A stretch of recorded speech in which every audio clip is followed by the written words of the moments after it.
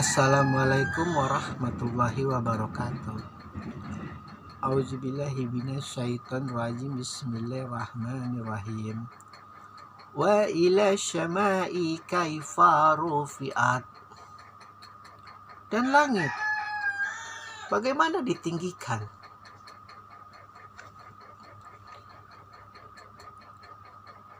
Jadi ini bahasa yang cerdas, sangat cerdas. Ketika Rasulullah mendapat firman dari Allah lewat lidah Jibril yang suci mengatakan, maka tidakkah mereka memperhatikan bagaimana unta itu diciptakan?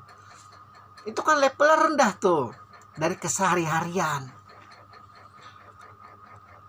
Dari yang paling rendah, pijakan tanah, lalu kemudian melesat yang kedua, dan langit bagaimana ditinggikan.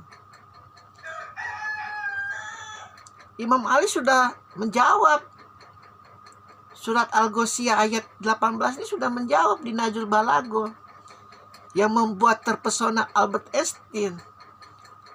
Wallahu alam, percaya atau tidak, karena bagi dia di masa dulu kok ada orang yang bisa berpikir seperti ini, mengatakan bahwa langit itu reaksi kimia, tidak kurang tidak lebih, perpaduan antara angin, antara udara dengan zat asam, dengan zat apa yang nggak mungkin lah kalau zaman dulu seorang pemuka agama bisa dengan fasih mengatakan seperti itu. Makanya luar biasa candu dia bergaul dengan temannya itu yang orang Syiah di Iran. Dan ketika mengetahui Al-Quran itu, ternyata bahasanya sesuai dengan imajinasi dia, sesuai dengan ilmu fisika yang dia pahami, dunia kuantum, dunia waktu, ada di Al-Quran. 1 hari 1000 tahun di neraka maupun di surga. Waktu itu berbeda sesuai dengan ruang dan waktu.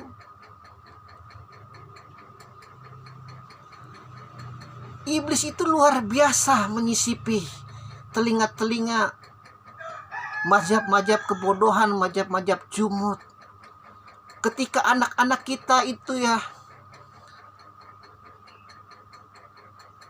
suka dengan hal-hal yang berbau, apalagi di negeri yang miskin. Aduh jangan nak, nanti kamu makan apa? Kamu mau jadi guru fisika makan apa? Kamu nanti jadi seniman makan apa? Kamu nanti jadi ahli kimia makan apa? Itu luar biasa iblis memang. Sementara Allah menjanjikan, tidak ada satupun yang aku ciptakan yang tidak aku beri rizki. Kalau tidak percaya, kalau Anda tidak percaya, cari lahar yang paling lahar. Sendok itu lahar. Dilihat, ada itu mikroba di dalam. Lahar panas, luar biasa panas. Tapi ternyata mikroba itu yang memakan panas itu, sehingga akhirnya menjadi membeku jika suhunya tidak sesuai.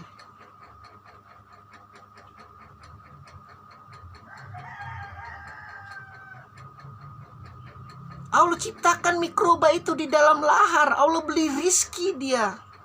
Lah kita manusia punya akal, punya pikiran. Ketika anak kita passionnya, hasratnya itu di bidang seni, di bidang ilmuwan, di bidang apa, karena hidup di Indonesia yang terlalu banyak korupsinya, terlalu banyak maksiatnya, ketakutan, mau makan apa nak nanti nak, jangan nak, ekonomi aja nak, jadi dokter aja nak.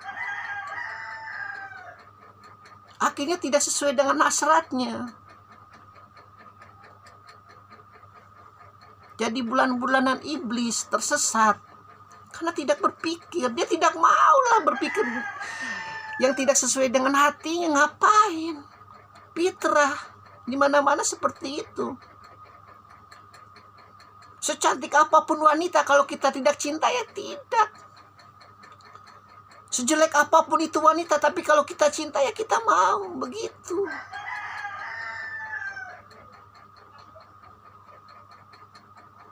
Luar biasa bahasa Al-Quran itu. Sekali lagi itu sebelum filsuf Prancis 1600 mengatakan, aku adakan aku berpikir. Al-Quran sudah menisbahkan, entah itu di Injil, entah itu di Taurat, pegangan mereka masing-masing, entah itu di Jabur atau kitab-kitab agama yang lain. Tapi Al-Quran menegaskan, jangan terlalu terbuai itu Muhammad. Aduh, aku takut itu, lihat tuh, umatmu itu terlalu terpesona dengan surga, terlalu takut dengan neraka, sehingga takut untuk berpikir. Sampai ada mazhab yang mengatakan akal itu ada batasnya, jika digunakan berlebihan engkau akan tersesat. Justru engkau yang tersesat. Anak-anakmu nanti tersesat, jadi pengemis, jadi gelandangan, jadi pelacur, jadi babu. Di Indonesia pengekspor babu terbesar di dunia, bayangkan coba, padahal sumber daya alamnya luar biasa. Mami saya itu seorang TKI, ya, perawat. Tapi takut sekali disebut TKI, karena TKI di dunia internasional itu babu. Tahu nggak babu? Pelayan yang diperkosa, yang dibunuh di Arab, dipancung.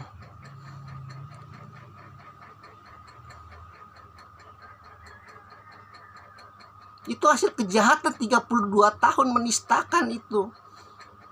Amerika luar biasa memang. Yang penting kau sujud di hadapan kakiku, di pantatku, walaupun kau jalimnya luar biasa, aku lindungi. Di seluruh negeri itu, di seluruh dunia itu seperti itu. Kalau tidak mau bergabung dengan Soviet atau Amerika, mau diktator semacam apapun. Luar biasa memang. Umat Rasulullah itu ditenggelamkan ketauhidannya, ditenggelamkan akalnya, ditenggelamkan nuraninya.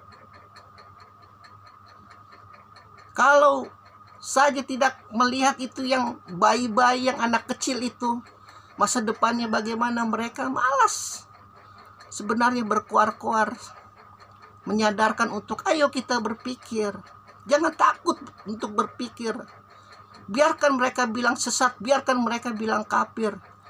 Makan tuh Al-Quranmu, makan tuh sujudmu, makan tuh sholatmu. Kita lihat nanti di hari penghisaban seperti apa. Begitu. Ketika engkau takut untuk berpikir, maka engkau tidak akan mencapai makamnya Imam Ali, tidak akan mencapai makamnya Abu Bakar, Umar, Utsman, Muawiyah sekalipun itu. Yang walaupun di mata umat Syiah itu jahatnya luar biasa, tapi dia berpikir. Ali itu luar biasa pengikutnya. Aku takut itu nanti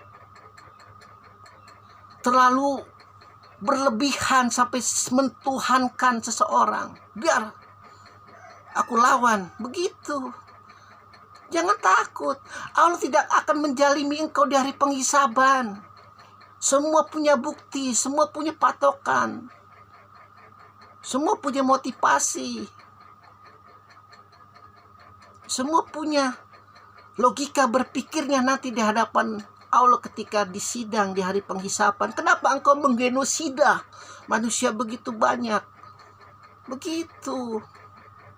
Apakah pikiranmu itu waras pada saat itu? Apakah engkau mengejar kedudukan? Apakah engkau mengejar harta? Apakah engkau mengejar wanita? Apakah engkau mengejar disembah manusia seperti Namrud, seperti Fir'aun, seperti umatnya Hud, seperti umatnya Samud, seperti umatnya nabi-nabi lain yang menjalimi nabinya, menjalimi rasulnya? Jangan takut untuk berpikir. Jika orang tua kita tidak mengerti apa yang kita pikirkan, teman-teman kita tidak mengerti apa yang kita pikirkan, ya sudah. Yang penting kita berpikir. Yang penting kita berkreasi, yang penting kita mencipta. Jangan nistakan agama Rasulullah dengan tidak berpikir. Lihat itu langit bagaimana Allah menciptakan. Alhamdulillahirabbil alamin.